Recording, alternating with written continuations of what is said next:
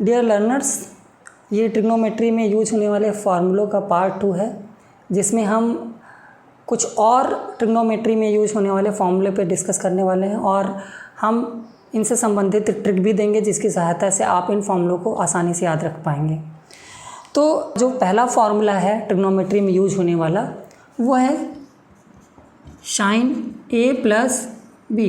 तो sine A plus B होता है sine A cos B plus cos ए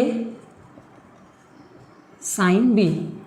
और दूसरा फार्मूला है कॉस ए प्लस बी।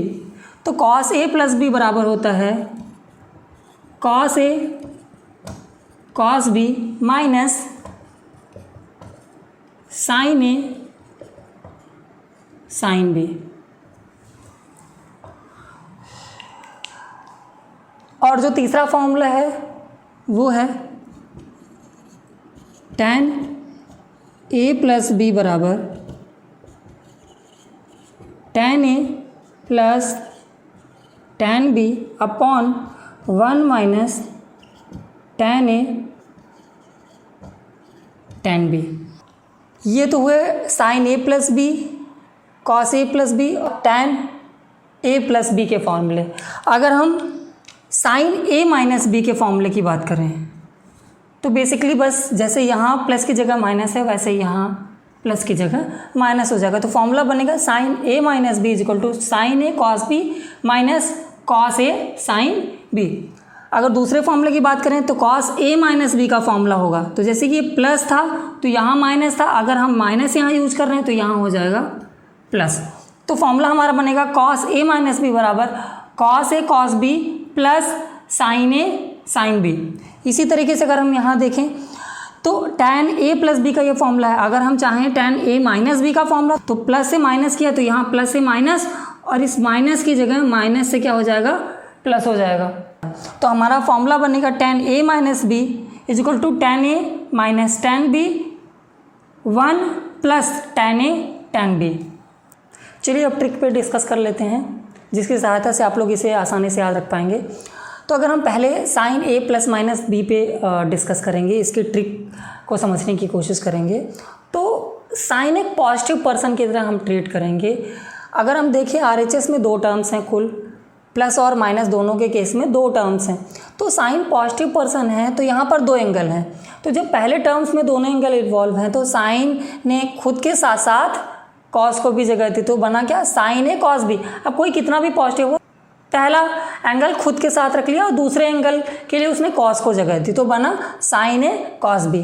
फिर दूसरे टर्म पे अगर देखें तो फिर भी उसने दोनों को जगह दी, खुद को भी जगह दी और कॉस को भी। जैसे पहले टर्म पे खुद को एंगल ए के साथ रखा था, पर इस बार उसने कॉस को एंगल ए के साथ रखा और खुद को एंगल बी के साथ रखा। इस तरीके से वो ऐसा पॉजिटिव पर्सन है कि उसने दोनों टर्म्स को बैलेंस कर दिया। एक बार एंगल ए को खुद के साथ रखा और एंगल बी को कॉस के साथ रखा। उसी तरीके से दूसरे पार्ट में एंगल ए को कॉस के साथ रखा और एंगल बी को खुद के साथ रखा। और अगर प्लस और माइनस साइन की बात करें तो साइन पॉजिटिव पर्सन है, मतलब प्लस के साथ पॉजिटिव है तो प्लस प्लस क्या होता है प्लस। इसका मतलब साइन ए प्लस बी के साथ यहाँ प्लस साइन होगा। और अगर हम बात करें माइनस तो पॉजिटिव पर्सन है तो माइनस मिलेगा, तो माइनस और प्लस क्या बनेगा माइनस। तो ऑब्वियस है कि जब हम यहाँ माइनस करेंगे तो यहाँ माइनस आएगा। अब दूसरा अगर cos A plus minus B के बारे में बात करेंगे तो मैं इसको निगेटिव पर्सन की तरह ट्रीट करना है। मतलब जब इसको दोनों एंगल पहले पार्ट में मिले तो दोनों इसने खुद रख लिया, मतलब एंगल ए को भी रख लिया और एंगल बी को भी रख लिया, साइन को इसने नहीं दिया। तो पहला पार्ट बना कॉस ए कॉस बी। अब दूसरे पार्ट पे अगर देखें तो जब इसने अपना खुद यूज कर लिया पूरा एंगल तो जो पार्ट बचा अब इसने साइन को दे दिया। अब जब उसकी भूख मिट गई, आप इस तरीके से समझ सकते हैं, तो उसने अब दे दिया साइन को। तो दूसरा पार्ट बचा बना साइन ए साइन बी। अब मैंने बोला ये निगेटिव पर्सन है तो जब प्लस था कॉस ए प्लस बी तो ये निगेटिव पर्सन है तो प्लस के साथ क्या देगा प्लस माइनस माइनस देगा।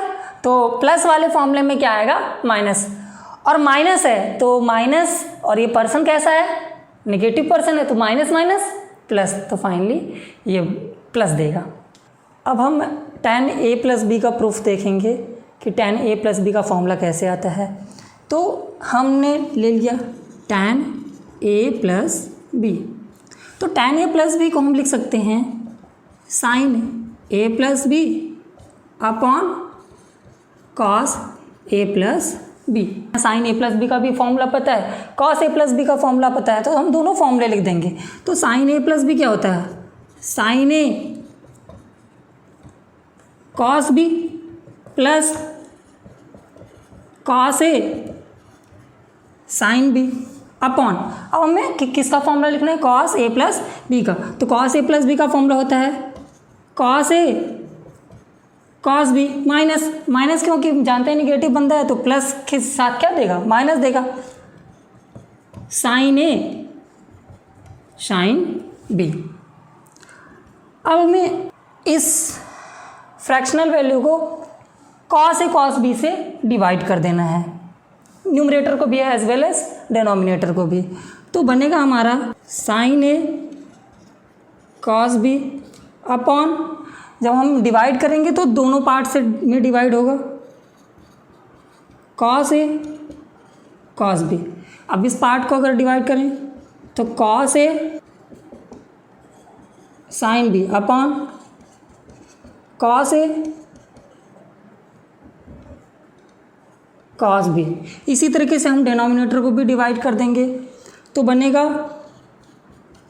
Cos a cos B upon cos a cos B minus sine a sine B upon cos a cos B. अब यहाँ पर जो भी कैंसिल होगा हम उसे कैंसिल कर देंगे, तो कॉस a कॉस बी से पूरा का पूरा cos a cos B cancel हो जाएगा। और यहाँ अगर ध्यान से देखें तो कॉस बी से कॉस बी कैंसिल हो जाएगा, यहाँ कॉस a से कॉस a कैंसिल होगा। अब यहाँ देख लेते हैं अगर कुछ कैंसिल होता हुआ बनता है, तो यहाँ कुछ भी कैंसिल नहीं हो रहा है। तो कैंसिल होने के बाद जो चीज़ें बचती हैं वो अब हम लिखेंगे। तो अगर ध्यान से देखिए यहाँ बचा साइन a और यहाँ बचा कॉस a, तो sine a upon cos a क्या बन जाएगा, tan a, प्लस यहाँ से बचा sine B upon cos B, तो sine B upon cos B मतलब sine theta upon cos theta क्या होता है, tan थीटा, और थीटा की जगह पे क्या है बी, तो tan a plus B numerator बनाओ। अब डिनोमिनेटर भी देखें तो यहाँ तो पूरी चीज़ कैंसिल हो गई है, तो यहाँ 1 बचेगा minus sine a upon cos a, तो sine a upon cos a तो ये बनेगा tan a, और sine B upon cos B बनेगा tan b। तो फाइनली जो हमारा फॉर्मूला बना tan a प्लस बी बराबर tan a plus tan b 1 minus tan a tan b। अब इसी तरीके से अगर हम फॉर्मूला को चेंज करें तो tan a माइनस बी का भी फॉर्मूला आ जाएगा। इसको आप सॉल्व करेंगे, सेम मेथड होगा, केवल साइन का चेंज होगा, तो हम फाइनली पाएंगे tan a minus tan b upon 1 plus tan a tan b। तो इस फॉर्मूले को अगर आप सॉल्व करके याद रखेंगे तो आसान होगा लॉन्ग टाइम तक याद रखना। तो अगर आप सभी को हमारी ये कोशिश अच्छी लगी तो कृपया वीडियो को लाइक करें, शेयर करें और हमारे चैनल को ज़रूर से ज़रूर सब्सक्राइब करें। और हमारा विश्वास है कि हम आप सबको अच्छे से अच्छी वीडियोस मैथ से रिलेटेड बनाकर दे पाएंगे जो कि आपको काफ़ी हेल्पफुल होंगे। Thank you.